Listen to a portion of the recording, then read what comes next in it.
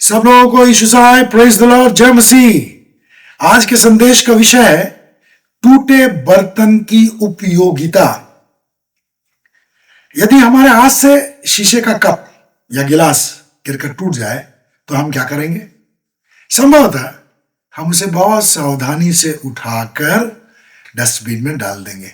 उसके छोटे छोटे टुकड़ों को भी हम चुन करके जमा करके डस्टबिन में डाल देंगे। लेकिन विज्ञान की प्रगति के कारण ऐसी मशीनें आज उपलब्ध हो गई हैं कि उन टूटे टुकड़ों को भी पिघलाकर नए बर्तन बनाए जा सकते हैं। आपने रद्दी कागज जरूर बेचे होंगे। अब रद्दी कागज तो आपने बेच दिए, लेकिन खरीदार ने क्या किया? उसने किसी और व्यक्ति को बेचा और फाइनली रद्दी कागजों का ढेर अन्य रद्दी कागजों के साथ मिलकर के कहां चला गया? रिसाइकलिंग मशीन में चला गया। और वहां के बाद नए कागज वहां से निकल करके फिर से इस्तेमाल के लिए आ जाते हैं और इसी तरह से उन कागजों को रिसाइकल किया जाता रहता है। बाइबल बताती है यशाया 64:8 में कि हम मिट्टी हैं और हमारा परमेश्वर कुम्हार है।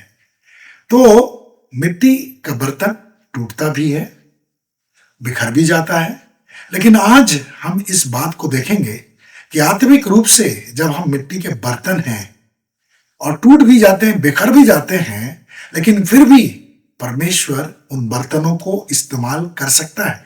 उसके अंदर यह क्षमता है कि टूटे बर्तनों को वो जोड़ करके अपनी महिमा के लिए, अपनी इच्छा के अनुसार, अपनी योजना के अनुसार इस्तेमाल कर सकता है। यिर्मयाह अध्याय 18:1-4 में इस प्रकार लिखा है, यहोवा की ओर से यिर्मयाह के पास यह वचन पहुंचा, उठ और कुम्हार के घर जा, वहां मैं तुझे अपने वचन सुनाऊंगा। तब मैं कुम्हार के घर गया और वह चाक पर कुछ बना रहा था, परंतु मिट्टी का जो बर्तन वह बना रहा था उसके हाथों में ही बिगड़ गया। अतः जैसा उससे भाया उसने उसे दूसरा बर्तन बना डाला।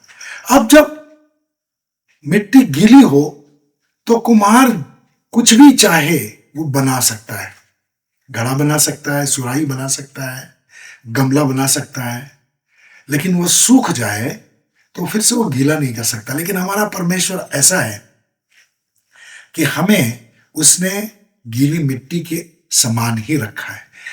गीली मिट्टी जब भी टूट जाती है, पचक जाती है, तब भी परमेश्वर उसको कुम्हार के समान इस्तेमाल कर सकता है।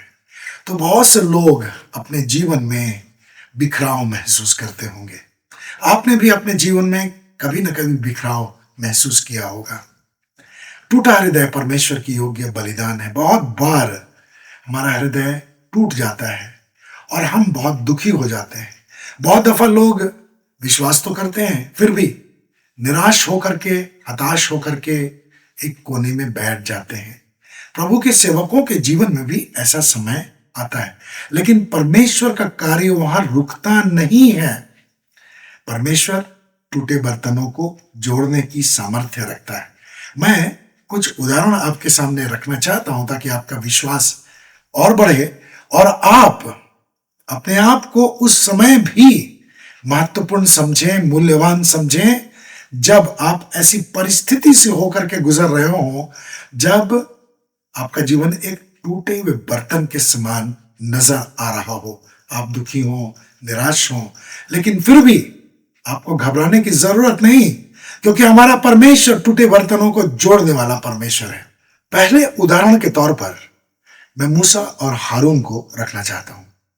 परमेश्वर की आज्ञा के अनुसार जब वे दोनों फिरौन के सामने खड़े हुए तो निर्गमन 7:7 के अनुसार उनकी अवस्था 80 और 83 वर्ष की थी। यानी मूसा 80 वर्ष का और हारून 83 वर्ष का था। अब ये 80 वर्ष की अवस्था उस समय भी वृद्धावस्था थी। तो वृद्धावस्था में इस प्रकार की बातें हमारी कल्पना से बिल्कुल परे होती हैं। मूसा जब मिद्यान में जीवन व्यतीत कर रहा था तो उसके जीवन में निराशा जरूर आई होगी। और अगर परमेश्वर ने उसे मिद्यान में ही छोड़ दिया होता तो वह एक अनजान व्यक्ति के रूप में जीवन जी करके इस पृथ्वी से जा सकता था और हारून की भी कोई पहचान नहीं होती। लेकिन परमेश्वर ने इन दोनों टूटे बर्तनों को अपनी महिमा के लिए इस्तेमाल किया। और मूसा को किस प्रकार परमेश्वर ने इस्तेमाल किया, बाइबल बहुत स्पष्ट रूप से बताती है। दूसरा उदाहरण मैं गिदोन का लेना चाहता हूं। न्यायों की पुस्तक अगर आप पढ़ेंगे 6 अध्याय में गिदोन के बारे में जानकारी मिलेगी और वहां पढ़ने पर ऐसा पता चलता है कि गिदोन एक डरपोक किस्म का युवक था और मिद्यानी लुटेरों के कारण उसके जीवन में इतना डर समा गया था कि दाखरस के कुंड में गेहूं छिपा करके वो रखना चाहता था ताकि मिद्यानी लुटेरे अगली बार जब आए तो उसका गेहूं ना पाए और उसके पास खाने पीने की वस्तुएं बनी रहे।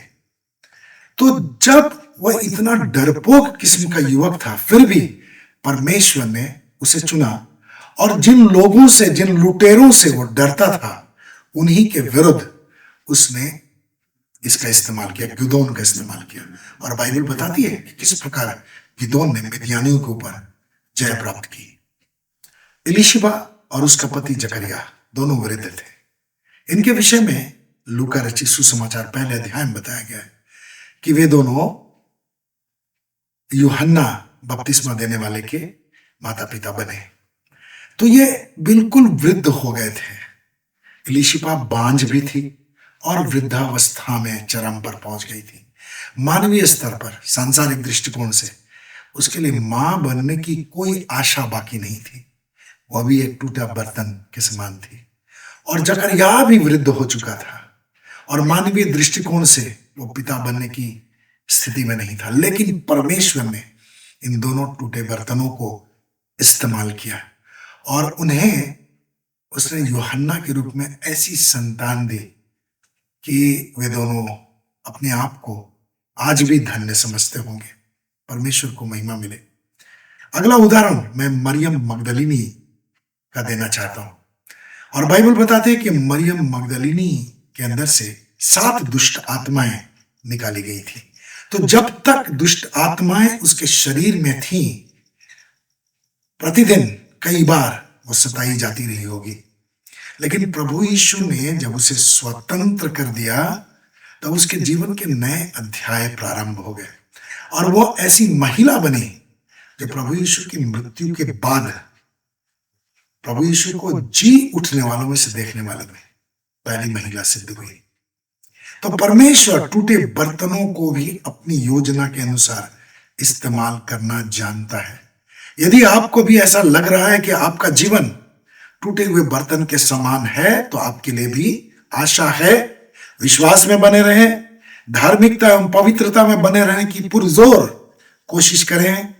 विश्वास के द्वारा परमेश्वर अवश्य ही आपके टूटे हुए जीवन को भी आशीषित करेगा और आपका जीवन भी लहलहाएगा। परमेश्वर आपको आशीष दे। Hallelujah, praise the Lord.